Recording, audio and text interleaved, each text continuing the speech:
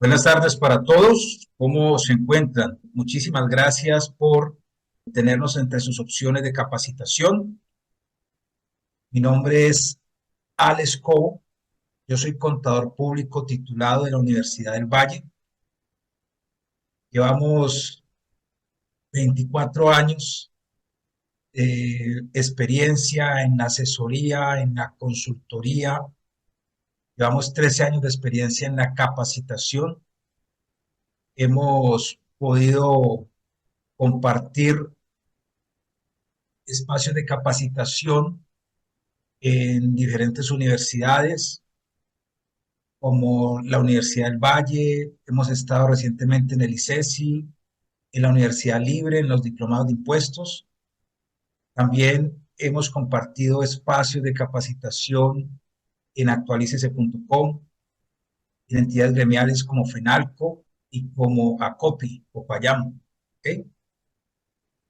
¿Qué pasó en 2024? Bueno, esta resolución de 2024, la administración ha buscado que eh, se promulgue en 2023 para la exógena 2024 y para los años subsiguientes. Eso es ambicioso, pero esa es la pretensión, que no se tenga que volver a promulgar otra resolución de exógena para el 2025 y para 2026. Y uno de los cambios que trae, por ejemplo, para llegar a eso, es que las cuantías ya no se expresan en pesos, sino en VT. Entonces, por ejemplo, reportantes, personas naturales y jurídicas, ya no se habla de ingresos brutos por valor de 500 millones y 100 millones, sino de 11.800 VT y de 2.400 VT, lo cual es positivo porque esas cifras se van ajustando con el incremento en la VT. Entonces, para 2024 ya no hablaremos de 500 millones, sino de 11.800 VT, que equivale a 555 millones, y hablamos de 2.400 VT, que equivale a 112 millones. En el caso de personas naturales, dice que se deben de exceptuar de los ingresos, para efectos de saber si estoy obligado a reportar o no, aquellos que provinieron de la venta de casa o apartamento de habitación. Eso es novedoso en torno al requerimiento de personas naturales. Reitero, eso es para 2024. En adelante, todos los topes se traducen en términos de VT, la información de cuentas corrientes y o de ahorros, de consumos, ventas a través de tarjetas de crédito, ¿sí? Información de préstamos otorgados, información de cuentas AFC, comisionistas de bolsa, ingresos recibidos para terceros. Ya no se habla de 1 millón de pesos, sino de 24 VT, que equivale a 1.130.000 pesos en términos de 2024. Lo mismo la información de fondos de pensiones obligatorias, la cantidad de aportes obligatorios a reportar, ya no es 4 millones, sino 94 VT, que será 4.424.000 para 2024. La información de los socios. Se espera que actualicen el formato, se pasa a la versión 8 a la 9, y en la versión 9 se va a abrir una nueva columna para reportar la prima en colocación de acciones. ¿Okay? Para mí me parece que se tiene que reportar ahora, lo explicábamos, sino que en esta versión va a haber una columna para reportar la prima en colocación de acciones.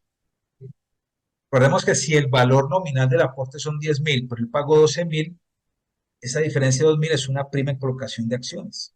¿Okay? Y se elimina también la cuantía mínima de reporte. Se tendrá que reportar la totalidad de los socios. Dice la norma que se tiene que reportar el valor nominal y el valor pagado por la prima en colocación de acciones. Me parece que la redacción es mucho más clara. Sería la estructura de la nueva versión del formato 1010. Los pagos a bonos en cuenta del formato 1001, lo mismo, el valor mínimo ya no son 100.000, sino 3 VT, que equivale a 141.000 pesos. Y se crean unos conceptos asociados a la reforma tributaria, ¿sí? Como son los conceptos 5093 y 5094, correspondientes a donaciones de bebidas azucaradas y productos comestibles ultraprocesados, o los conceptos 5095 a 5099, correspondientes a regalías por concepto de hidrocarburos, gas, carbón, minerales y sal. El concepto 5092, que corresponde al valor del pago que constituye ingreso en especie para el beneficiario, o el 5089 a 5091, relacionados con compra, donación y cesión de acciones, entre otros. En el formato 1007 de ingresos, se crea un nuevo concepto, el 4019, para reportar los ingresos brutos constitutivos de ganancia ocasional, novedoso. Y también se crean conceptos 4020 y 4021 relacionados con venta de acciones de sociedades que no cotizan en bolsa y que constituyen renta y ganancia ocasional respectivamente.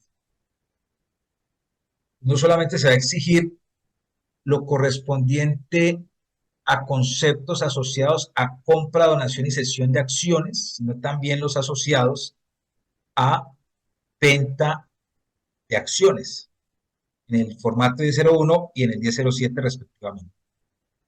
En el caso de las cuentas por cobrar, la cuantía del reporte se traduce a 12 VT, pasamos de 500.000 pesos a 565.000 pesos.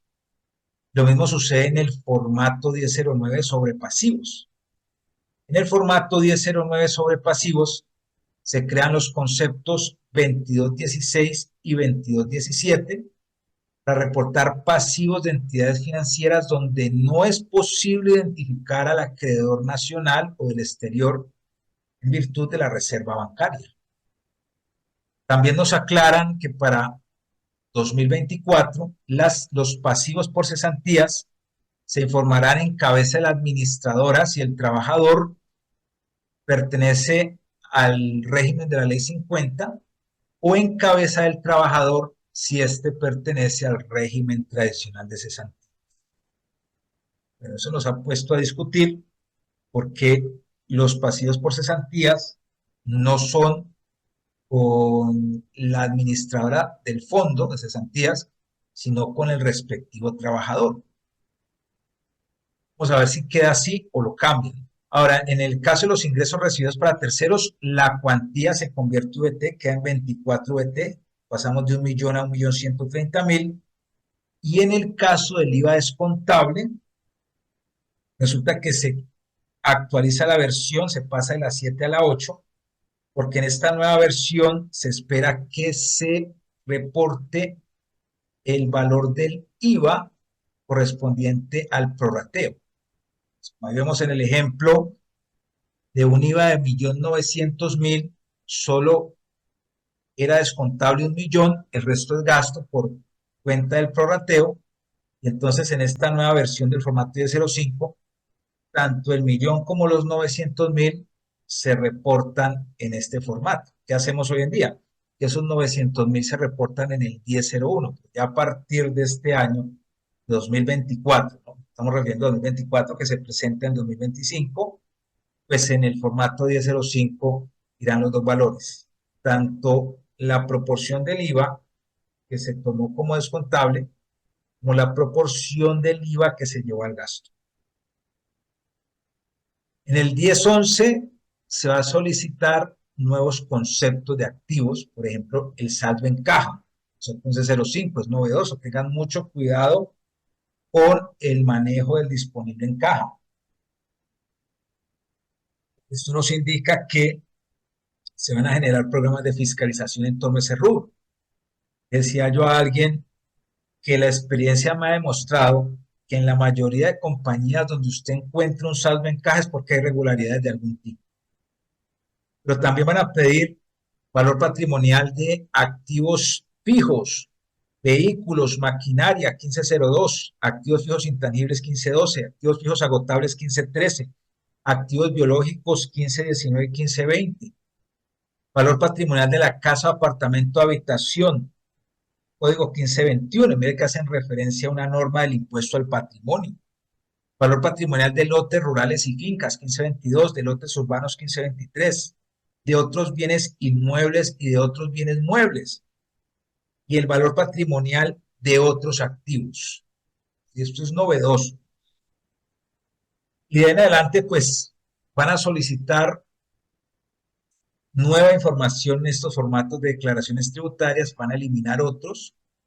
Como lo informábamos, por ejemplo, los conceptos relacionados con rentas exentas ya no vigentes, asociadas a vivienda de interés social y prioritario, concepto 8166, o las inversiones realizadas para transporte aéreo en zonas apartadas, concepto 8264, la deducción por contribuciones a fondos mutuos de inversión, concepto 8267, o donaciones dirigidas a programas de becas del artículo 158-1, concepto 8291, se eliminan a partir de la promulgación de esta resolución.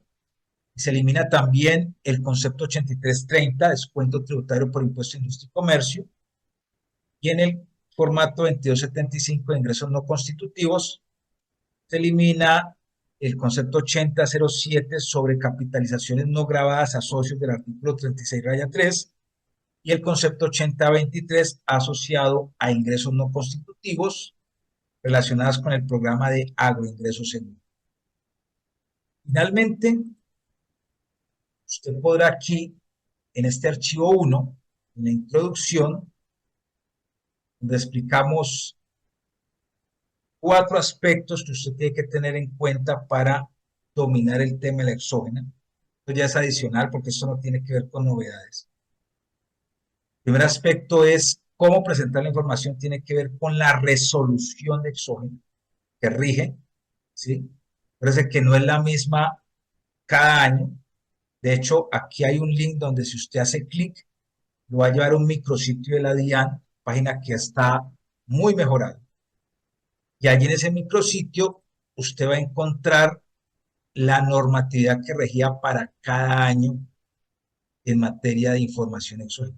Esta normatividad, la normatividad para el 2024, 2023, 2022, cada resolución con sus modificaciones, los prevalidadores, ¿sí? Los calendarios de exógena, cartilla, preguntas frecuentes. En el micrositio usted encuentra de todo. ¿Okay? Esa es la primera pregunta. La segunda es, ¿quiénes están obligados a reportar? De lo cual ya hablamos. La tercera es lo que tiene que ver con la elaboración de los formatos y la conciliación de la información. La cuarta es lo que tiene que ver con el régimen sancionatorio. Decíamos que la firmeza se contabiliza a partir de la presentación de la declaración de renta del año en que se incurre en la conducta sancionable. Es decir, la exógena 2023 se presenta en 2024. Y damos la fecha de la presentación de la renta 2024, que será en 2025, y contamos 2 años más. Es decir, que la exógena 2023 que se presenta en 2024,